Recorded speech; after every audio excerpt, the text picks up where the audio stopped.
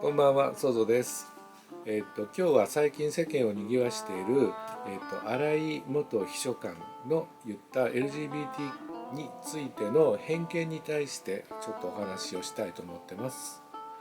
で、最初に申し上げておきますけれど、これは政治的な発言のつもりはなく、あくまでも LGBT 当事者の公認心理師として、話そうかなと思っています。で付け加えますと、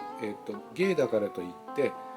政治的にリベラルであるというふうには決めつけないでくださいね。それからあと、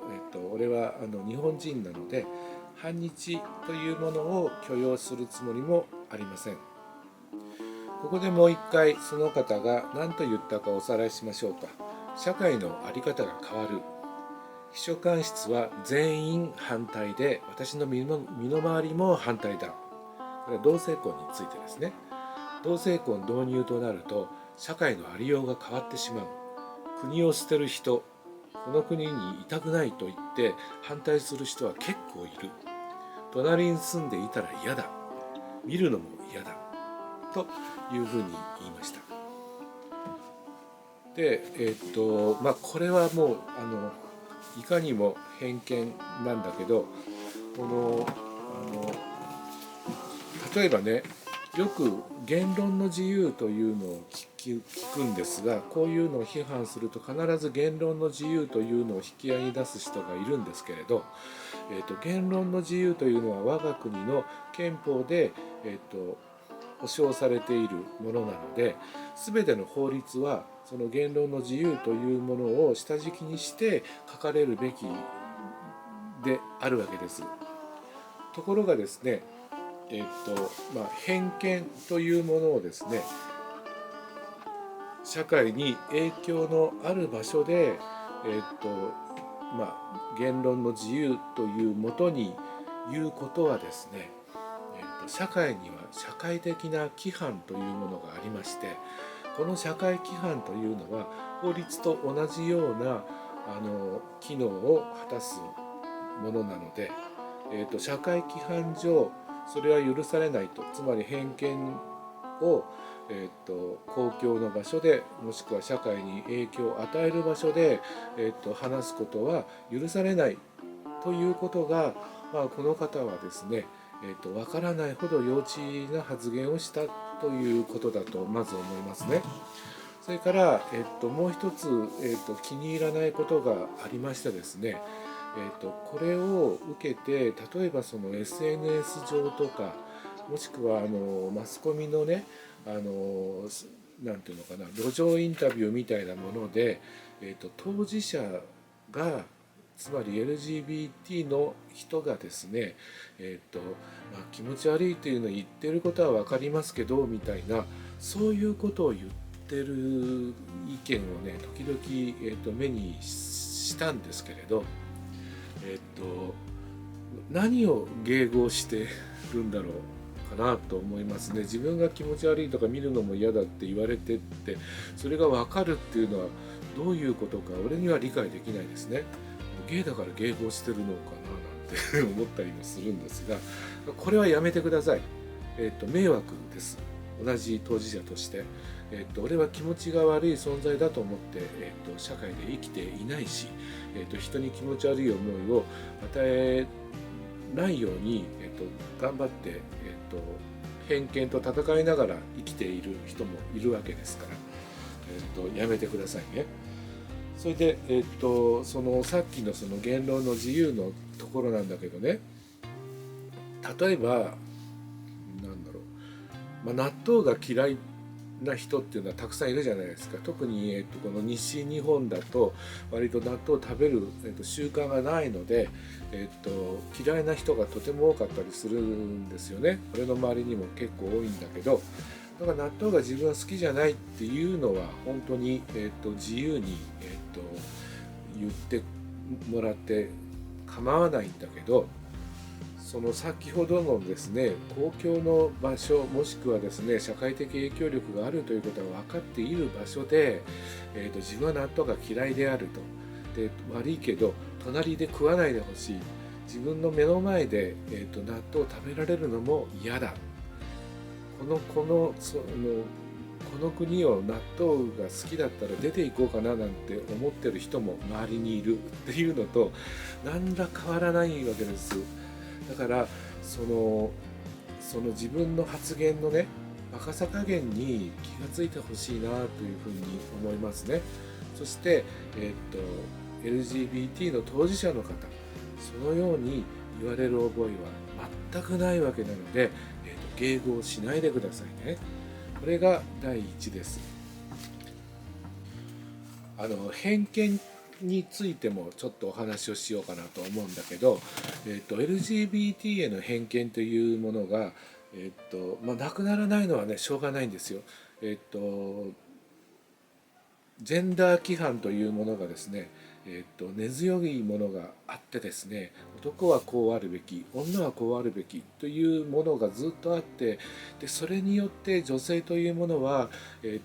低い地位でずっとこう苦労してきたわけですよね、社会的に。でもいまだにやっぱりそういうものっていうのはこれだけ言われててもなくならなかったり、男性論 VS 女性論なんていうものも、なくならないですよね。だからそういう中において LGBT というものはその規範を逸脱した存在なので、どうしてもですね、我々に対する偏見がのかないっていうのは社会的な構造の中で、あるだろうなと思うんです。認めてるわけじゃないんだけど、あることは歴然としてるなっていうのは、俺は分かっています。で、LGBT の当事者として、俺が、嫌な偏見ベスト3というのをワースト3かというのをちょっと挙げようかなと思うんだけど、第一に、LGBT と聞いたらすぐイコールセックスっていうふうに思うのですね。この偏見が一番嫌です。つまり、俺がゲイだって言ったらすぐ、男とセックスする存在、チンコをしゃぶるチンコをしゃぶる存在とかっていうふうにね思われるっていうのがとても嫌なんですね。女子もそうですよね。例えばね、こういうアンケートがあるんだけど、ストレートの男性にねゲイとそれからレズビアンの人と、どっちが許容できるかって聞いたらね、ゲイは気持ち悪いと、ね、そしてでもレズはねもしかしたら俺が間に入れるかもしれないから気持ち悪くはなくてむしろ美しいみたいな許容できるっていうような意見なんかがあったりするんですよね。でこれこそ悪いけど AV 脳ですよね。頭がポルノっていうかそういう AV に毒されてますよね。多分ねこの元秘書官さんねもう AV 脳ですよね。つまりだってそういう同性婚の人が来たら気持ち悪いっていうのはそのセックスが浮かぶからでしょ。ですよね。だからそういうこの自分のAV 脳をつまりこの人は女性を見たらその妄想を持ってムラムラしながら女性を見てるっていうことの証明ですよね。かわいそうにと思いますよ。で、2番目に俺が嫌な偏見は俺の場合ゲイね、ゲイであるということは、闇に落ちた結果であると、つまりですねノンケっていうのはストレートで生まれてきてるんだけど何らかのその欲望とか何かこうそういうねダークサイドなものに、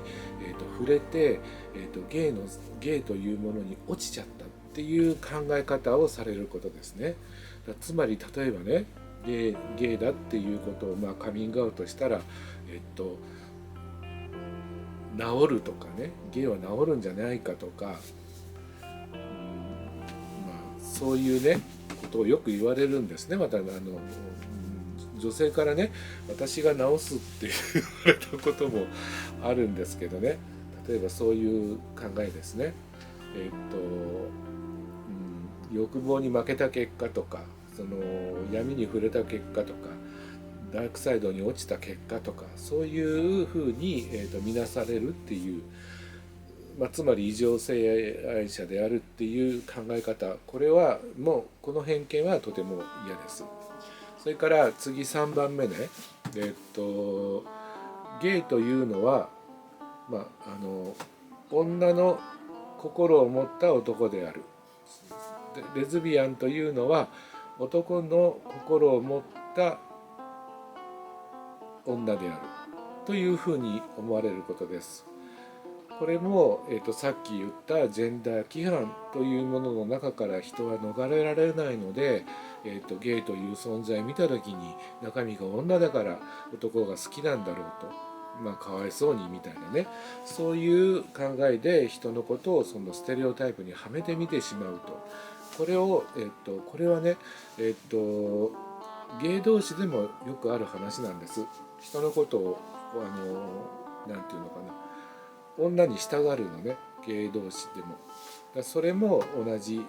ジェンダー規範でしか、つまりステレオタイプでしか見てないということなので、その偏見はとてもうざいです。